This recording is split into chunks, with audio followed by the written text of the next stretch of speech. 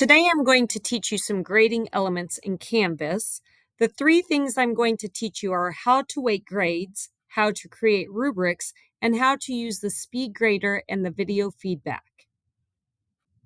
I've put this screen here just so you can screenshot it, but I will be going through step by step of all the things you need to do here. Today I'm going to teach you how to weight grades inside Canvas. So we're starting out here at our dashboard, which has our courses. I'm going to click into my first course, and I'm then going to click on assignments here on the left-hand side. Once we're here, I have already created some groups. I've created this formative group. I've created this summative group. But if I wanted to create a new group, all I would have to do is click plus here on group and type out what I would want to name it. So I'm going to name this one classwork. And then you'll notice that ended up down here at the bottom. If I want it ordered differently, I can just drag it to where I want it and then start adding assignments in. But I'm going to go ahead and talk about how to weight the different assignments. And so what I'm going to do is I'm going to click the three dots up here at the corner, and I'm going to click assignment group weight. And then it asks, do I want to weight the final grades? And yes, I do. And so I'm going to click on that, and it's going to ask me what percentage I want each group to be. So I want the formative to be 30. I want the summative to be 70. And then I'm going to click save. You'll notice now on the screen, it says the formative is 30%, the summative is 70%, and all the rest are 0% of the weighted grade.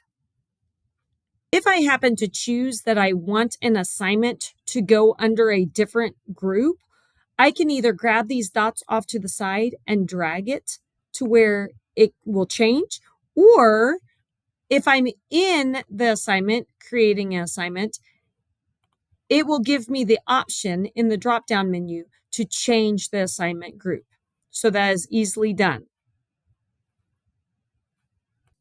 The next thing we're going to talk about is rubrics. Again, I've added this screen so you can screenshot it, but I will go in depth in the video. The next thing we're going to do is rubrics. So we're going to click on rubrics over here on the left-hand side. And of course, the very first thing you see on the right-hand side is that you can add a rubric. If you click to add a rubric, it will automatically pop up where you can add the title, you can add the description of your criterion, you can even add a long description of what you want or what you're expecting from your students. However, I'm going to click into one that I've already started, this discussion rubric, just so you can see I responded to the prompt. And I said that I wanted it to be 5 points for the responding, but now I've changed my mind and I actually want it to be 10 points. So if I come over here and I change it to 10 points, you'll notice that it automatically updates for the full marks and it automatically updates for the partial marks. If I want to add another criterion to this rubric, all I have to do is click the criterion, new criterion, and on this one I want to say, reply to student 1. And I'm going to click the create criterion. Now notice it gives me 5 points for full marks and 0 points for no marks, but I want a middle ground. So all I have to do there is click the plus, and it automatically gives a rating score of 3. If I don't like that, I can change it. I do have to create a rating tile, and so I'm going to say partial, and then update the rating.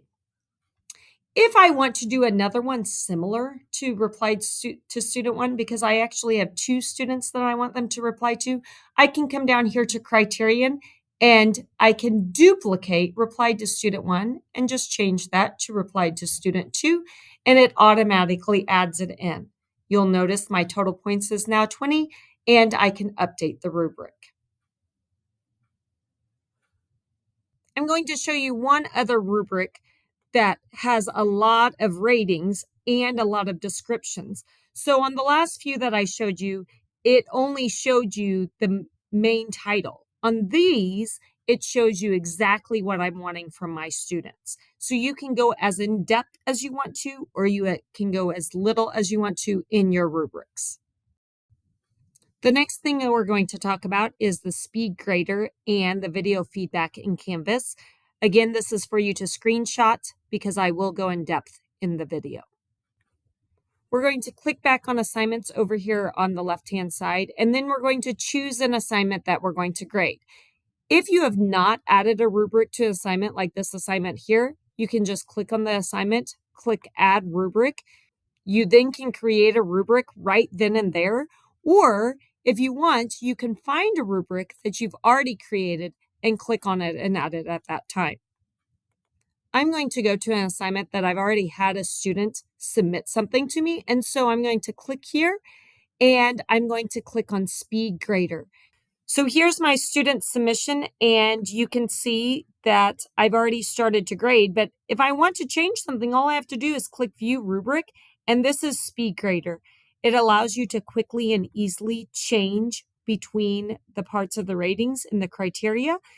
It allows you to click here and give comments in each section of the criteria. It also allows you to give overall comments to your students.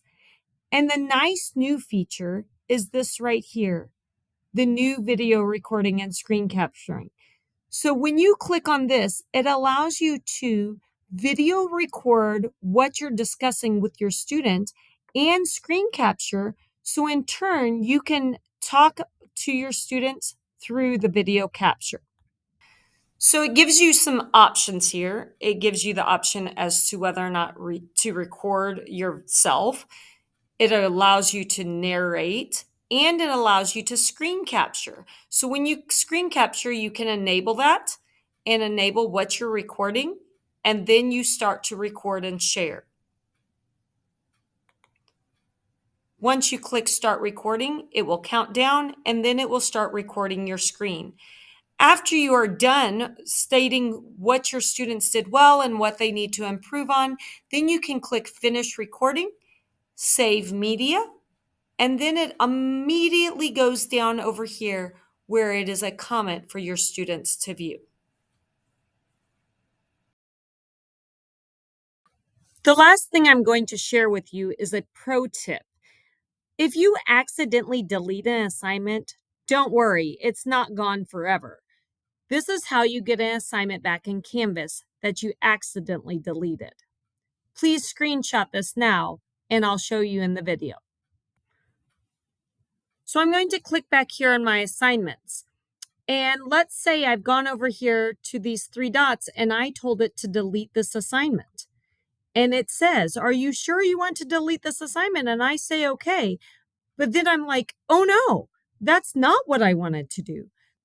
Then all I have to do is go up here to the URL and take the word assignments off and type undelete and hit enter. And it's going to show the things that I've deleted recently. Here's the one I just deleted. All I have to do is click restore. And it will say, are you sure you want to restore it back? Yes, I am. And now when I click back onto my assignments, there it is back. Thanks for joining me. Feel free to reach out if you have any questions.